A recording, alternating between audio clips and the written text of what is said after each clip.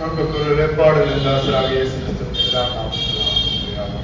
கிருபையும் சமாதானம் நாம் கண்ட இந்த நாளிலே தியானத்துக்காக கொடுக்கப்பட்ட வேத பகுதி அதன் வாசிக்கு கேட்ட நற்செய்தி பகுதி மத்தேயு 15 வசனங்கள் 21 28 வரை வசனங்கள்.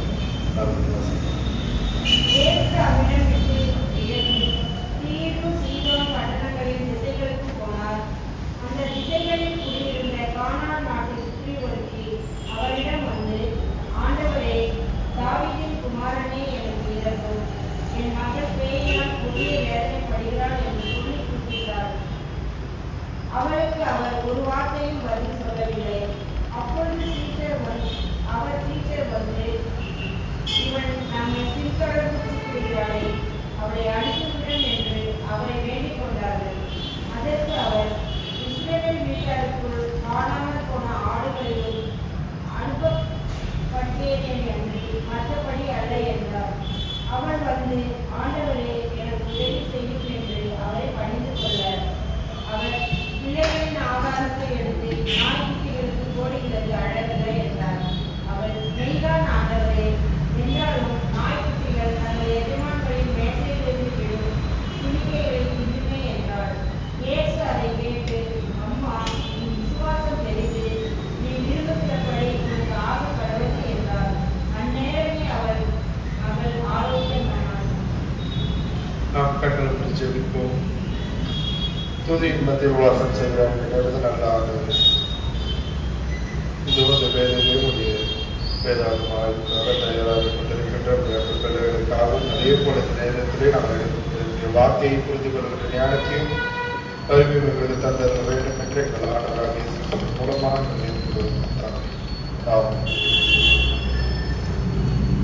அன்புக்கு நிலைப்பாடலில் தாசராக இயேசு கிறிஸ்துவின் தான் நாமத்தினால் ஒரு முறை கூட நாம் நாளிலே நாம் தியானத்துக்கு எடுத்துக் கொள்ளப்பட்ட வேத பகுதி மத்தேயு 15 21 28.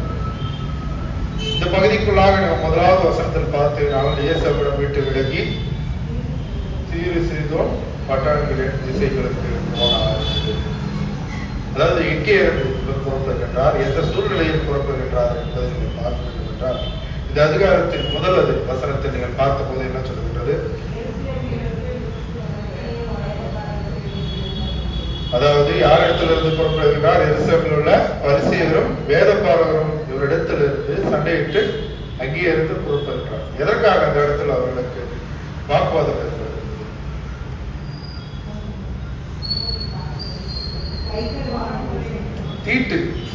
தீட்டை குறித்து யார் அர்த்தம் கேட்கின்றது?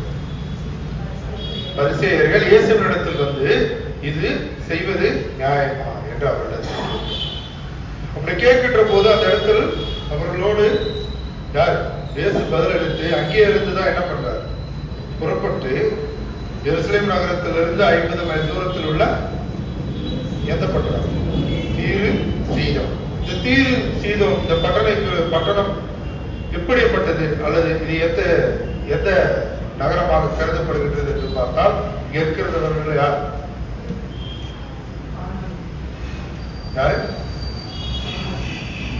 அவர்கள் கிறிஸ்துவை ஏற்றுக்கொள்ளாதவர்கள் அல்லவா?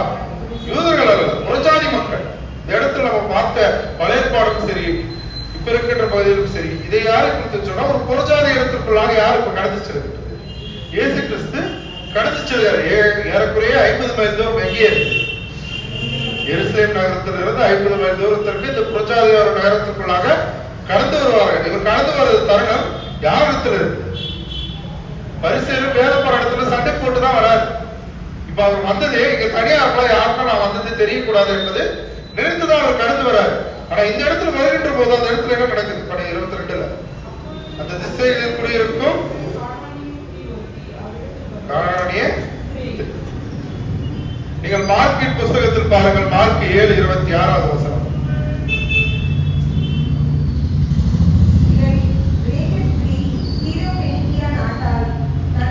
என்ன சொல்றாங்க? இவள் கிரேக்க ஸ்திரீ, இவள் ஒரு கிரேக்க பெண். கடவுளை அறியாதவர்கள். அதே போல இவர்கள் கிரேக்கத்திலிருந்து வாழ்விலிருந்து அந்த தலைமுறையில் இருக்கின்றவர் எங்கே இருக்கின்றார்? கடவுளே இயேசு கிறிஸ்துவையே அறியாத, கடவுளை ஏற்றுக்கொள்ளாத ஒரு ஊரில் இருக்கின்றார். ஆனா என்ன பண்ற? அந்த இடத்துல இயேசுவை தேடி வருதுல ஒரு விசுவாசத்தின் அடிப்படையில், சிறிய விசுவாசம் தான் உண்டு. யார் என்று தெரியாது, எதுவுமே பண்ணுவாருன்னு யாருக்கும் தெரியாது. அந்த ஸ்திரீயினுடைய விசுவாசம் சிறிதாக இருந்தாலும் யாரிடத்தில் கடந்து வரா? இயேசுவின் இடத்தில் வருகிறார். அங்கே வருவது யாருக்கும் தெரியக்கூடாது என்பதுதான் அவருடைய எண்ணம். ஆனால் அங்கே வந்துவிட்ட பிறகு அந்த இடத்துல அவர் என்ன பண்றார்? இயேசுவை நோக்கி கடந்து வருகிறார். அதே போல இந்த பகுதியில் பார்க்கும் போது இந்த சீதோன் பட்டணம், இதை குறித்து நீங்கள் தீரு சீதோனை குறித்து நீங்கள் ஒரு வேதாகம் சொல்லுகின்ற போது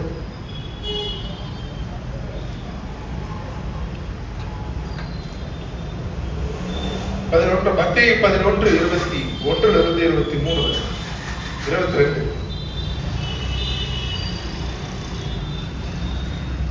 கோராசீனே, உனக்கு ஐயோ! பெத்சாயிதாவே, உனக்கு ஐயோ! உங்களில் செய்யப்பட்ட பலத்த செய்கைகள் தீருவிலும் சீதோனிலும் செய்யப்பட்டிருந்ததானால் இப்பொழுதே ரத்தூர்த்தி சாம்பலில் உட்கார்ந்து மனத்திற்கு இருப்பார்கள். அதாவது இந்த இடத்துல நான் கிறிஸ்தவர்கள் மத்தியில் இடத்துல கடவுளை ஏற்றுக்கொண்ட ஒரு இடத்துல செய்த அதிசயத்தை நான் எங்கே செய்திருந்தால், தீர்விலும் சீதோனும் செய்திருந்தால் என்னவா?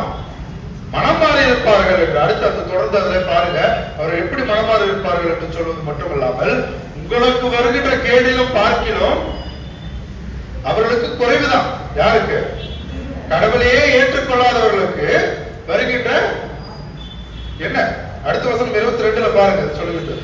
நியாயத்தீர்ப்பு நாளிலே உங்களுக்கு நேரிடுவதை பார்க்கிலும் தீருவுக்கும் சீதோனுக்கும் நேரிடுவது லகுவாய் இருக்கும் என்று உங்களுக்கு சொல்கிறேன். உங்களுக்கு நடக்கிறதுல பார்த்தாலும் கூட யாருக்கு கம்மியா தான் இருக்குன்றார்? கடவுளே அறியாத மக்களுக்கு கம்மியா தான் இருக்கும். அவர்களே உங்களை விட விசுவாசத்தில் பெரியவர் என்று குறிப்பிடுகின்றார் மத்தேயு. இதே போல நீங்கள் பார்க்கின்ற போது அந்த பகுதியில் தான் இப்ப யார் கடந்து வந்திருக்கின்றது? இது வரைக்கும் நம்ம பார்த்த பதில் இயேசு கிறிஸ்துவும் சரி, மத்தியத்தில் குறிப்பிட்ட வகையிலே பார்த்தா அந்த இடத்துல என்ன இல்லை, கடவுளுடைய பிரசங்கத்தை அவர்களுக்கு அறிவிக்கவோ அல்லது அவர்களிடத்தில் எந்த ஒரு அதிசயமோ நடக்கப்படவில்லை. அதுதான் உண்மை. அந்த இடத்துல தான் கடவுள் நடந்து வருகிறார். அந்த இடத்துல யார் வருகின்றது? ஒரே கானானிய பெண். இவள் யாரு? ஒரு கிரேக்க பெண். அவர் கடந்து வந்த அவர் இடத்துல என்ன கேட்கின்றார்? ஆண்டவரே, தாவீதின் குமாரனே, எப்படி எடுக்கின்றார்? அதாவது இந்த இடத்துல தன்னோடு இருக்கிற சீஷர்கள் நம்ம குறிப்பிடுவோம். சென்ற வாரத்தில் வாசித்த பகுதியில எப்போது அவர்கள் ஆண்டவர் என்று கூப்பிட்டார்கள்?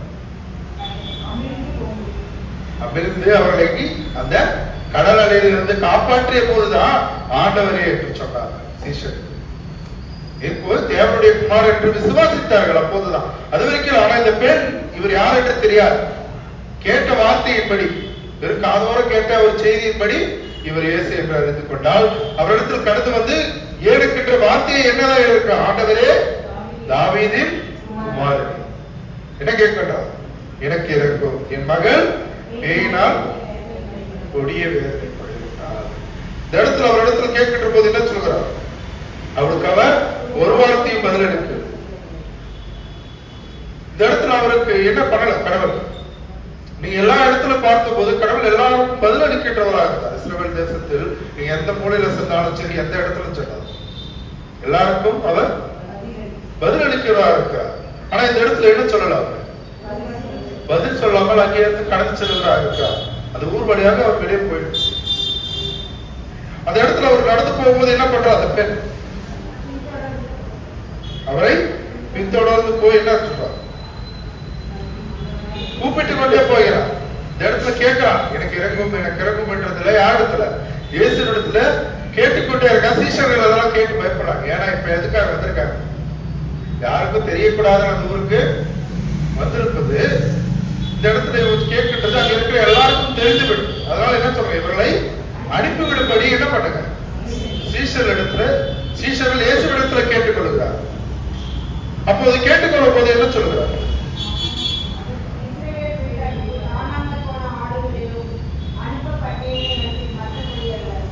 என்ன சொல்கிறார்கள்? காணாமல் போன ஆடுகளுக்கு. அதாவது சொல்றது சிம்பிளா சொல்லணும், நான் இஸ்ரவேல் ஜனங்களுக்காக அனுப்பப்பட்டேனே, அதை தவிர வேற ஒன்றும் இல்லை. அதனால நான் என்ன பண்ண முடியலையோ, யாருக்கு? இந்த காணாய பெண்ணுக்கு என்னால உதவ முடியாதுன்றது ஒரு முறையில சொல்றாரு. அந்த இடத்துல அந்த பெண் இருந்தாலும் கூட என்ன கேட்கின்றார்? மீண்டும் அவளை எப்படி குறிப்பிடுகிறார்? ஆண்டவர். அவள் எப்படி விசுவாசிக்கிறார்? அவரை கடவுள் என்று முழுமையாக விசுவாசித்தார். சீஷர்கள் இதுவரைக்குமா என்ன கண்டிருக்கார்? கடவுளுடைய எல்லா அற்புதத்தையும் கண்டிருக்கிறார்கள். இஸ்ரவேல் ஜனங்கள் கடவுள் என்ன பண்ணியிருக்கார்? சுகத்தை அளித்திருக்கின்றாரு, நோய்களை குணமாக்கி இருக்காரு, பேய்களை விரட்டி இருக்கிறார். அப்படி இருக்கின்ற போது அவர்களை பார்க்கலாம் இவளுக்குள்ள விசுவாசம் எப்படிப்பட்டதாக இருக்கு? அந்த இடத்தில் இஸ்ரவேலர்களை யாரை என்று கூப்பிடுவதில்லை. அதிசயத்தை கண்டு பிறகுதான் என்ன கூப்பிடுறாங்க? ஆண்டவர். அதற்கு முன்பாக ஏற்றுக்கொள்ள இவள் வாக்கில் எதுவுமே நடப்பது, இந்த இடத்துல எந்த ஒரு காரியமும் நடைபெறவில்லை. ஆனால் எப்படி இவள் அழைக்கின்றார்? ஆண்டவர் எனக்கு இறங்கும். அது தாழ்மையாக தன்னை யாரிடத்தில் கேட்டுக்கொள்கிறார்? இயேசுவின் இடத்தில் கேட்டுக் கொள்ளும் போது அவர் மனதுருக்கம் அடைகின்ற போது ஒரு கேள்வி எழுப்புகின்றார். என்ன கேள்வி?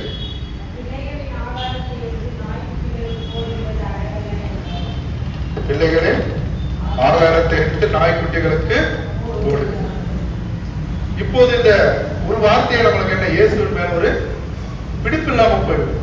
ஆனா நன்றாக நீங்கள் பார்த்தீர்களால் நீங்கள் பார்க்க வேண்டிய காரியம் என்னவென்றால், யூதர்களுக்கும் பெலிஸ்தியர்களுக்கும் ஒரு காரியம் சொல்ல வேண்டும் என்றால், இந்த யூதர்கள் ஒரு ஜாதி மக்களை எப்படி பார்ப்பார்கள், அதை எப்படி குறிப்பிடுவார்கள் என்று சொன்னால், நாய்க்கு சமமாக அவர்கள் கூப்பிடுவது அவர்கள் நாய்கள். ஏனென்றால் அவர்கள் யார்?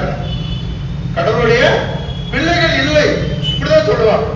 அவர் குறிப்பிட்ட வார்த்தை, நான் கடவுளின் பிள்ளைகள். யார்? இஸ்ரவேல் ஜனங்கள் கடவுளின் பிள்ளைகள். அவர்கள் எல்லாம் நாய். இந்த நாயை குறித்து நாம் பார்க்கின்ற போது அந்த காலத்தில் எடுக்க காரியம் என்னவென்றால், அருவருப்பானது, கீழ்த்தரமானது, எங்கே எச்சிலைகளை தின்று வாழ்ந்து கொண்டு இருக்கிறது. ஆனா இந்த இடத்துல பார்க்கும்போது கடவுள் வெறும் நாயோடு நிறுத்த விடுவது. என்ன வார்த்தையை சேர்க்கிறார்? குட்டிகள். அதை எதுக்காக பதில் அளிக்கிறார் பாருங்க. என்ன பதில் அளிக்கிறார்?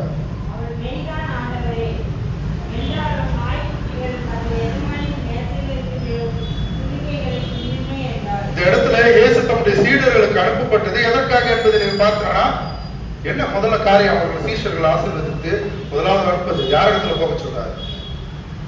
புறஜாதியான இடத்திலோ அல்லது விசுவாசம் இல்லாத இடத்துல இல்லை. யார் இடத்துல? காணாமல் போன ஆடில்லை. இந்த இடத்துல கடவுளும் யாரை தேடிதான் வந்தார்? யாருக்காக அனுப்பப்பட்டார் என்று சொல்றார்? இஸ்ரவேல் ஜனங்களுக்காக, அவருடைய பிள்ளைகள். இந்த இடத்துல குறிப்பிடுகின்ற பிள்ளைகள் இஸ்ரவேல் ஜனங்கள், புறஜாதிகளாக இருக்கின்ற இவர்களை நாய்க்குட்டிகளாக இருக்கின்றது. இந்த இடத்துல இந்த குட்டிகளுக்கும் மனதிற்குமாறு யார் இடத்துல கேட்கின்றது? அந்த பெண் கேட்கின்றால், கானானிய பெண் கேட்கின்ற வார்த்தை எப்படிப்பட்டதுன்னா, நீர் யாரை காப்பாற்றதான் வந்திருக்கிறேன்?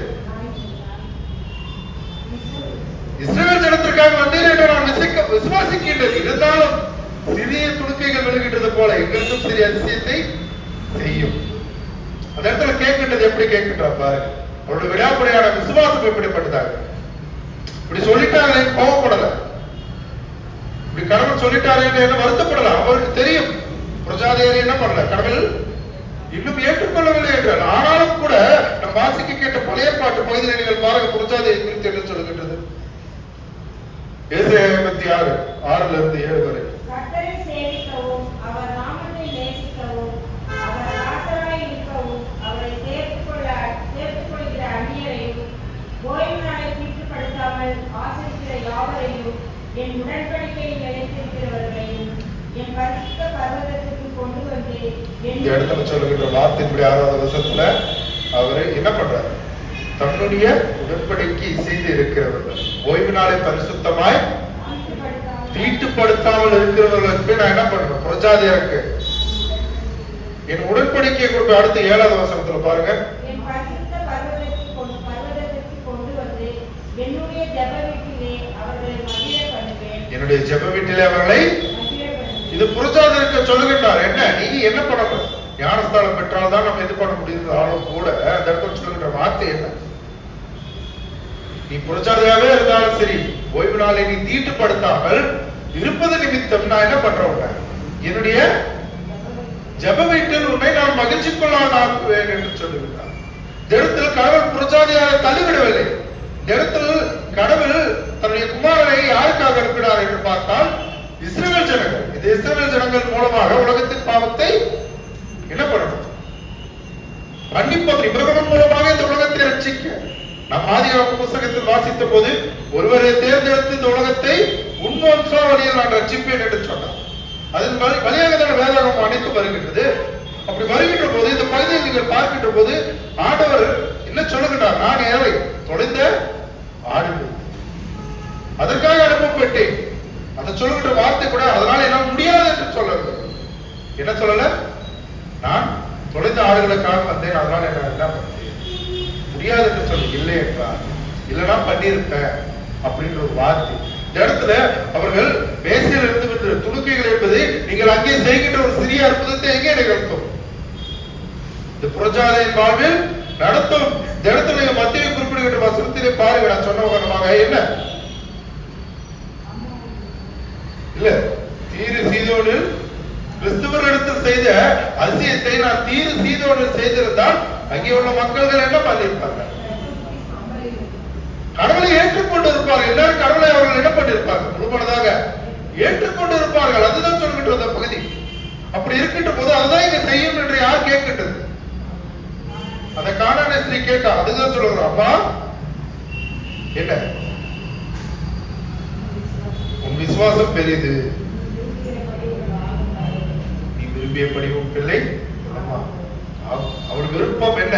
என்னுடைய மகள் குணமடைய வேண்டும். அந்த விருப்பத்தை நிறைவேற்ற அந்த இடத்துல அவள் விசுவாசத்தை மட்டும்தான் எடுத்தார். நீங்கள் பேதுருக்குள்ள விசுவாசத்தை பாருங்களேன். கடவுளை கண்டு விசுவாசித்தான், கடலின் மேல் நடந்தான். ஆனால் பயத்த நிமித்தம் என்ன பண்ணான்? தன் விசுவாசத்தை எழுந்து போனான். இந்த இடத்துல அந்த கானானிய பெண் வந்தா. கடவுள் அவளை என்ன பண்ணல? முதல்ல திருப்பி கூட பார்க்கல, கடந்து சென்றார். இரண்டாவதாக கேள்வி கேட்டார். அதுவும் எப்படி? பிள்ளைகளின் ஆகாரத்தை எடுத்து நாய்க்குட்டிகளுக்கு இதை கேட்டும் அவள் என்ன பண்ணல? குறைவுபடவில்லை, விசுவாசத்தில் குறைவுபடவில்லை. இப்படி கேட்டு விட்டார்கள் என்று நம்மளை யாராவது ஒரு வார்த்தை சொல்லிட்டா என்ன பண்ணுவோம்? அந்த நேரத்தில் நம்மளாவே இருக்க மாட்டோம், என்ன சொல்றதே தெரியாது.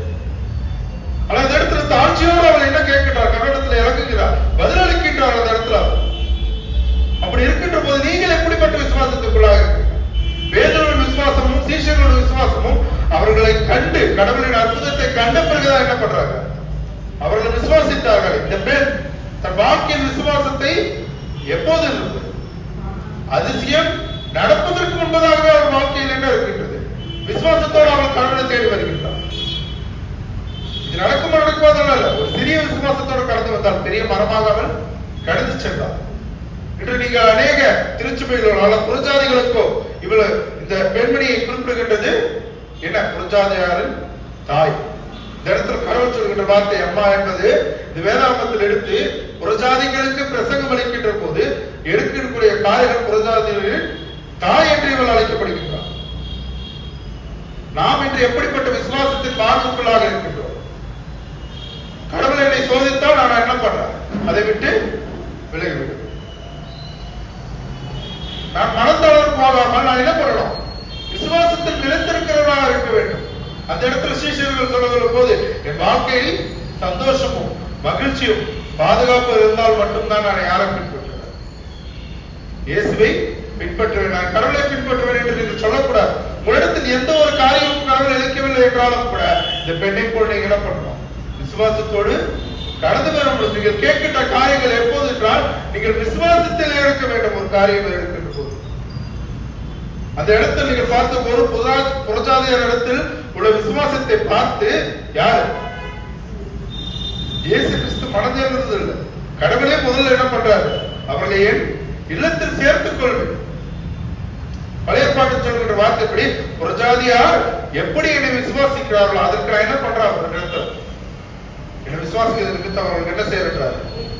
ஏற்றுக்கொள்கிறார். ஜெப வீட்டிற்குள்ளாக அவரை அழைத்து வந்து நான் மகிழ்ச்சியின் வாழ்வை அவருக்கு அளிப்பேன்.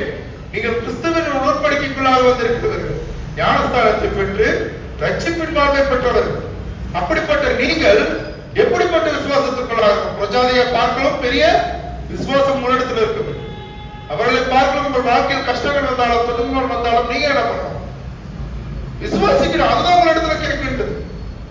இவர்கள் விசுவாசத்தை குறித்து நீங்கள் பார்க்கின்ற போது யாருக்கு பெரியது என்பதை விட எப்படி அவர்கள் விசுவாசித்தார்கள் என்பதுதான். நான் பெரியது என்பது என்ன பண்ணக்கூடாது, கம்பேர் பண்ணக்கூடாது. அவருடைய விசுவாசம் அவர்களுடையது. இருக்கின்ற எல்லாருக்கும் சமமான விசுவாசம் உண்டா? ஏன்னா எல்லாருக்கும் சமமான சிந்தனைகள் இல்லை. ஒவ்வொருவரும் வெவ்வேறு சிந்தனை உடையவர்கள், ஒவ்வொருவரும் வெவ்வேறு விசுவாசத்திற்குள்ளாக இருப்பார். நான் கடவுளத்தில் இந்த நேரத்தில் ஜெபம் பண்ணுவேன். சில பேர் கடவுளுக்கு எல்லா நேரத்திலும் நன்றி செலுத்துவார். உங்கள் வாழ்க்கையில் நீங்கள் எப்படிப்பட்ட விசுவாசத்திற்குள்ளாக இருக்கிறீர்கள்? நான் ஏழுக்கின்ற காரியங்கள், நான் கடவுளுக்கு பிரியமான பிள்ளையாக இருக்கின்றனா, நான் அந்த ஜீவ வீட்டிற்குள்ளாக ஜெப வீட்டிற்குள்ளாக என்னை அழைத்து செல்ல நான் ஒரு தகுதியுள்ள பாத்திரவனாக இருக்கிறேன். இதை சோதித்து யார் அறிந்து கொள்ள வேண்டும்? நீங்கள் உங்களை அறிந்து கொள்ள வேண்டும். உங்கள் விசுவாசத்தை நீங்கள் தான் கடவுளத்தில் அறிக்கை விட வேண்டும். அதற்காக யாரும் என்ன பண்ண மாட்டாங்க, உங்களுக்காக பரிந்து பேச மாட்டார்கள். கடவுள் உங்கள் பாவத்திற்காக பரிந்து பேசுவார். ஆனால் உங்கள் விசுவாசத்தை குறித்து கடவுள் கேள்வி கேட்பார். உங்கள் பாவத்திற்காக அவர் கேள்விகளே கேட்க மாட்டார். நீ ஏன் பண்ணாத, நீ விசுவாசித்தாய என்ற ஒரு கேள்வி கண்டிப்பாக அங்கே இருக்கும். அதற்கு நீ தயாராக இருக்கிறனா? நான் செய்த பாவத்தை எல்லாம் நான் எப்படி மன்னிப்பேன்? உன் விசுவாசத்தின் மூலமாக. யாருடைய விசுவாசத்தின் மூலமாக? என்னுடைய பாவத்தை என்னுடைய விசுவாசத்தின் மூலமாக தான் கடவுள் மன்னிப்பார். இந்த இடத்துல வாழ்க்கையில் சந்தோஷமும் மகிழ்ச்சியும் திரும்ப வேண்டும் என்றால் யார்? என் விசுவாசம். நான் துன்பப்பட்டாலும் கஷ்டப்பட்டாலும் யார்? என் விசுவாசம் தான் இந்த நிலைமைக்கு உண்டு. நீங்கள் எடுக்கின்ற ஒவ்வொரு காரியமும், உங்கள் வாழ்க்கையில் கடவுளோடு நீங்கள் இசைந்திருக்கிற ஒவ்வொரு நேரமும் உங்கள் விசுவாசத்தில் நீங்கள் எப்படி வழிநடத்துவீர்கள்? அந்த பெண்ணுக்கு கிடைத்த ஆசீர்வாதம் அல்லது சீஷர்கள் தன் வாழ்க்கையில் கடவுளுக்கு என்று அர்ப்பணித்து எடுத்த காரியங்கள் நீங்கள் எப்படி அவர்கள் தங்கள் பங்குகளை இழைத்தார்கள். நீங்கள் உங்கள் விசுவாசத்தை எப்படி ஏற்கிறீர்கள்? உங்கள் விசுவாசத்தோடு கடந்து வர வேண்டும். கடவுள் எல்லாரும் அன்புடன் நடக்கிற எல்லா புத்திக்கும் மேலானது சமாதானம் உங்கள் இருக்கிறது. கிறிஸ்து இயேசு.